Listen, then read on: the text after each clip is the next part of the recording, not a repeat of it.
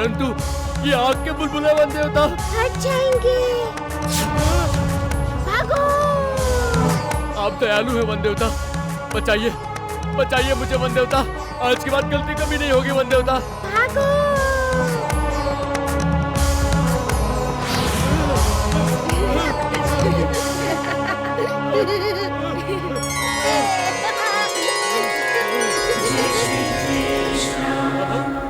जय श्री कृष्ण, जय श्री कृष्ण।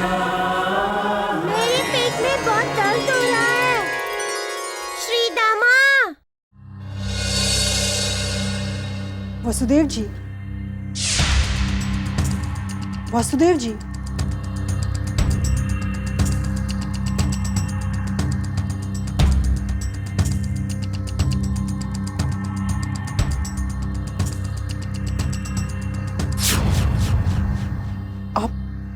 आप ठीक तो है ना? क्या आप ठीक है महारानी केशनी? क्या मथुरा की प्रजा ठीक है? सभी तो पापी कंस के अत्याचारों से पीड़ित है। वासुदेव जी, मथुरा नरेश ने आप पर हाथ उठाया। मुझे समाचार मिलते ही मैं यहाँ आ गई। मैं मथुरा नरेश के इस आतताई कृत्य से आपसे क्षमा मांगने आई। और कंस ने जो मेरी संतानों को मृत्यु दे दी है, उसकी क्षमा? हमें इस कारागृह में डालकर हमारा जीवन नरक बना दिया, उसकी क्षमा? हमारी आत्मा को जो पुत्र विरह की यातनाएं दी है, उसकी क्षमा? जन्म जन्म साथ रहने का देवकी और मैंने एक दूसरे को वचन दिया था, किंतु कंस ने इसी जन्म में हमको अलग कर दिया, उसकी क्षमा? महारानी केश, यदि आप इसी तरह क्षमा मांगते रहेंगे तो आपको आपका जीवन अधूरा लगेगा। बस कीजिए वसुदेव जी, बस कीजिए। पत्नी आप उस पापी कंस की, उसके सुख और दुख में आप बराबर की भागी है, उसके पाप में आपका बराबर का हिस्सा है महारानी केशनी। महारानी केशनी, आप ये अच्छी तरह से जानती हैं कि कंस के खाते में कोई पुण्य कर्म जमा नहीं है। उसके खाते में केवल पाप है, पाप ही पाप है। वसुदेव जी, मैं अभी आपके पास वैद्यराज को भेजती हूँ। वैद्य जी की आवश्यकता मुझे नहीं, उस पापी कंस को है, क्योंकि वो एक और पाप करने जा रहा है। वो कृष्ण के साथ साथ ग्वाल वालों को भी जंगल में आग लगाकर जलाना चाहता है, उन्हें मारना चाहता है। उसने अपनी चाल चल दी होगी। नहीं। महारानी केशनी, यदि आपको किसी ने कहा कि कंस ने कोई पुण्य कर्म किया है, तो आप उस पर अविश्वास करेंगी। परंतु यदि आपको किसी ने कहा कि महाराज ने कोई पाप किया है, तो भी आप उस पर विश्वास न कर सकेंगे।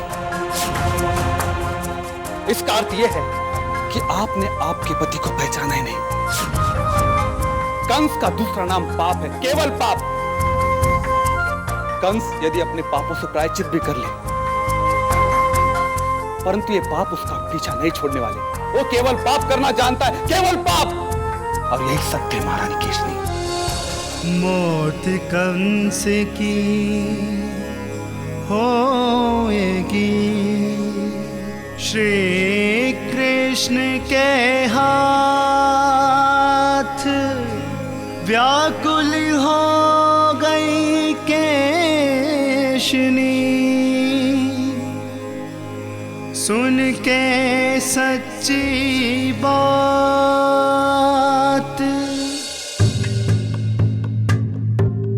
मैया, पिताजी, मैया।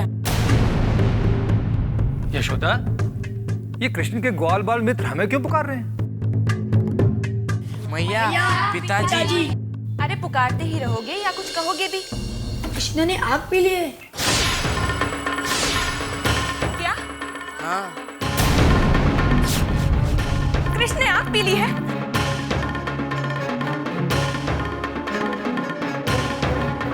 हे भगवान,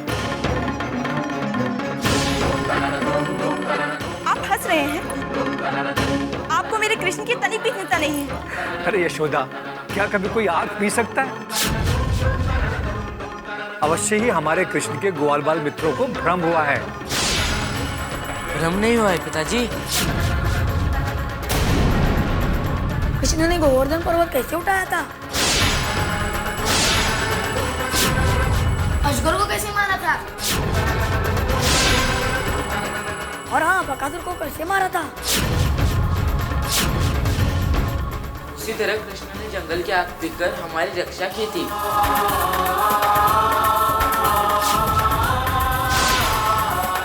ये सब सत्य कह रहे हैं, परंतु कृष्ण कहाँ है? मैया,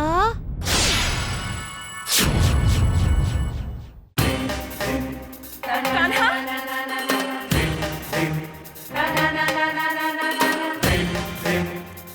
कान्हा तो ठीक तो है ना? घबरा मत कान्हा, सब ठीक हो जाएगा। मैया,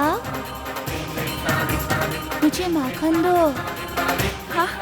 मेरे पेट में आग लगी है।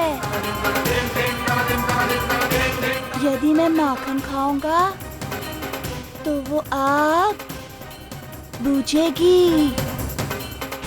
मुझे माखन दो। हाँ कान्हा। नौटंकी देखो कृष्ण की, माखन खाने के लिए पेट में आग भड़कने का बहाना बना रहा है।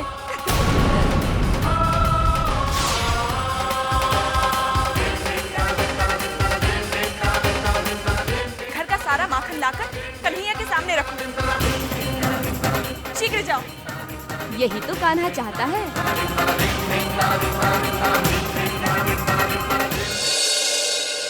चाणोर महाराज, क्या तुम्हें नहीं लगता कि वन की आग में कृष्ण की मृत्यु का समाचार हमें मिल जाना चाहिए था?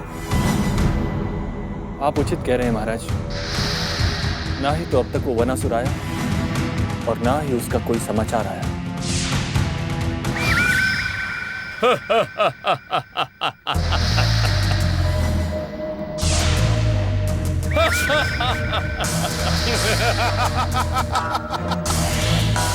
आओ मान्यवर आओ, क्या शुभ समाचार लाए हो? क्या वन के दावानल में कृष्ण जलकर राख हो गया? हाँ? शस्त्र जिसे काट नहीं सकता, अग्नि जिसे जला नहीं सकती, वायु जिसे बुझा नहीं सकता, उन आत्माओं की आत्मा, उनका परमात्मा है कृष्ण। कृष्ण महाराज, आप उसे जलाने की बात करते हैं जो अनंत है, अविनाशी है, जिसका कोई आदि है और न अंत है, जो जन्म और मृत्यु से परे है, जो कल था, आज है और कल भी रहेगा। कृष्ण हमारे सामने कृष्ण का गुणगान मत करो। महाराज, मैं आपके अवगुणों का गायन भी नहीं कर सकती। कृष्ण, इसके तेजस्वी मुख को देखिए महाराज, ये स्वयं सारा सत्य बता रहा है। इसे कृष्ण के दिव्य स्वरूप का साक्षात्कार हुआ है, इसलिए इसके जीवन में किसी भी मोह माया का कोई स्थान नहीं। अपने कुकर्मों पर पश्चाताप करने के बाद अब इसे कुछ नहीं चाहिए महाराज।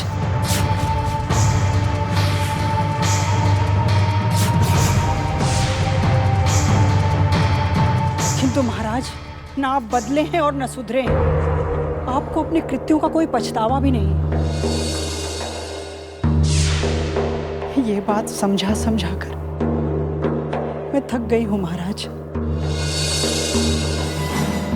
आपका अधोपतन देखकर मन व्यथित हो जाता है महाराज।